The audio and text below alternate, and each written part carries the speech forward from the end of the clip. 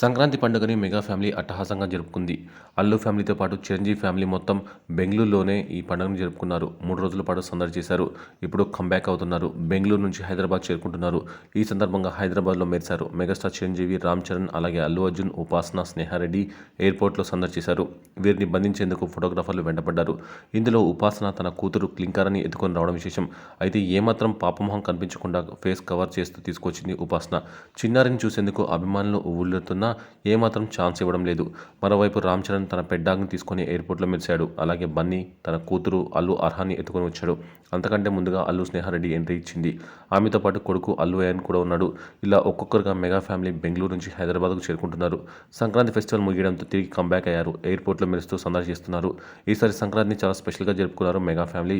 ఈసారి సంక్రాంతి సెలబ్రేషన్స్లో రామ్ చరణ్, ఉపాసనల కూతురు క్లింకరాతో పాటు వరుణ్ తేజ్ భార్య లావణ్య త్రిపాఠి స్పెషల్ అట్రాక్షన్స్గా మారారు.